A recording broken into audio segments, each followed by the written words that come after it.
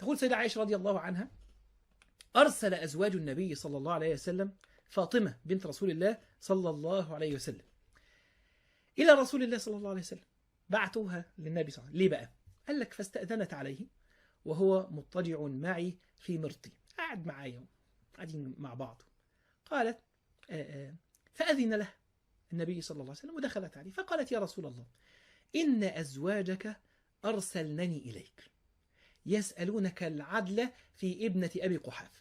الناس كلها عارفة أن النبي صلى الله عليه وسلم بيحب السيدة عائشة، فلما يحبوا يجيبوا له هدية ولا يحبوا يعملوا حاجة بعتوها في اليوم اللي بتاع السيدة عائشة. فزوجات النبي صلى الله عليه وسلم اتغاظوا بقى شوية، تمام؟ فاجتمعوا وجابوا السيدة فاطمة، قالوا له إيه؟ قالوا لها: روحي قولي له كذا كذا كذا كذا. فراحت وقالت له كده: بيسألوك العدل، أرسلنني إليك يسألانك العدل في ابنة أبي قحافة. والسيدة عائشة جالسة مع النبي صلى الله عليه وسلم وبتقول إيه؟ وأنا ساكتة، أنا سامعة وساكتة. فقال لها رسول الله صلى الله عليه وسلم: أي بني، ألست تحبين ما أحب؟ طبعا فقالت: بلى طبعا. قالت: بلى. قال: فأحبي هذه، حبي عائشة، أنا بحبها، حبيها. فخلاص الموضوع طبعا انتهى.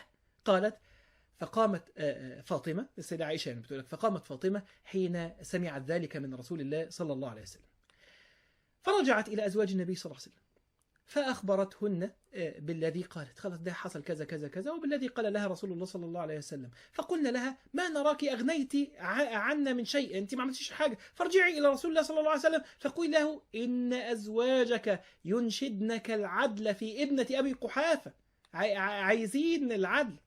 فقالت فاطمة رضي الله عنها: والله لا أكلمه فيها أبدا. خلاص بعد اللي أنا سمعته من رسول الله صلى الله عليه وسلم أتكلم كده تاني؟ المهم إيه اللي حصل؟ قالت عائشة: فأرسل أزواج النبي صلى الله عليه وسلم زينب بنت جحش. وبص بقى وصف السيدة عائشة رضي الله عنها للسيدة زينب، تحب السيدة عائشة جدا بعد الحديث ده على حبك ليها، دي أمك أم المؤمنين. فأرسلوا السيدة زينب بنت جحش زوج النبي صلى الله عليه وسلم. وبعد كده بتقولي السيدة عائشة بتوصفها وصف، خلي بالكم دي اللي هي ايه؟ زعيمة الفريق الثاني، ماشي؟ دي زعيمة الفريق الثاني. بس بص السيدة عائشة بقى على صغر سنها، بس بص هتقول ايه عليها ايه. قال: وهي التي كانت تساميني منهن في المنزلة عند رسول الله صلى الله عليه وسلم. هي دي اللي بتنافس، يعني هنا بقى مستويات المنافسة تظهر. قال لك دي اللي بتساميني عند رسول الله صلى الله عليه وسلم. بس بعد كده بتقول لك ايه؟ ولم أرى امرأة قط خيرا في الدين من زينب. الله العظيم ضرتها وبتقول كده عنها: ولم أرى امرأة قط خيرا في الدين من زينب. رغم ان هي بتنافسها، بس اللسان، التقوى يا جماعة، التقوى. وبعد كده تقول لك ايه؟ ولم أرى امرأة قط خيرا في الدين من زينب، وأتقى لله، ما شفتش واحدة في تقواها، وأصدق حديثا، لسانها ما يطلعش كذب، بتتحرى صدق جدا، وأوصل للرحم، يعني رهيبة في مسألة صلة الرحم، وأعظم صدقة، بتتصدق جدا، كل اللي تفضل تتصدق. وبعد كده يقول لك إيه؟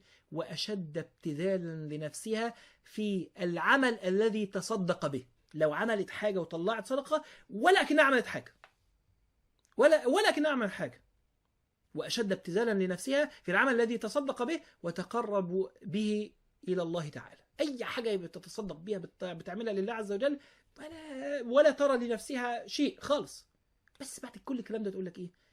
ما عدا صورة من حدة كانت فيها، بس كانت لما بتتعصب تحتد جامد.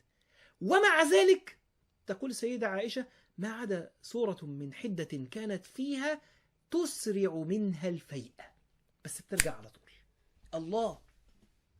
الله على الإنصاف. كانت وكانت وكانت وكانت وكانت وكانت وكانت، بس كانت عصبية شوية وكان ممكن تغلط، بس بتتراجع على طول. فبتقول ايه بقى السيدة عائشة؟ قالت: فاستأذنت على رسول الله صلى الله عليه وسلم، ورسول صلى الله عليه وسلم يعني عند السيدة عائشة على نفس الحالة التي دخلت فاطمة عليها وهو بها، قاعدين في نفس الشكل. فأذن لها رسول الله صلى الله عليه وسلم، فقالت يا رسول الله، زينب بقى بتقول له يا رسول الله إن أزواجك أرسلنني إليك يسألانك العدل في ابنة أبي قحافة. قالت ثم وقعت بي، هي متعصبة من جواها يا رضي الله عنهن جميعا، متعصبة كده. قالت ثم وقعت بي، تقيل عليها بقى ان هي يعني متضايقه، فهي راحت تتكلم مع النبي صلى الله عليه وسلم، وهي بتتكلم اتعصبت، فوقعت، قامت قالت كلام شديد في السيده عائشه، والسيده عائشه قاعده ما بتتكلمش اصلا. تقول ايه؟ فاستطالت علي، وهي قاعده وما اتكلمتش، فاستطالت علي بس متغاظه. سبحان الله. وقالت ايه؟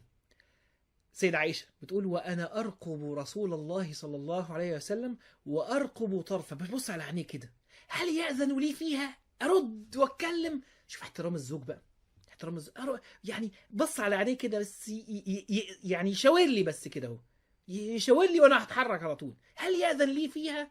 قالت فلم تبرح زينب حتى عرفت ان رسول الله صلى الله عليه وسلم لا يكره ان انتصر. حط مليون خط.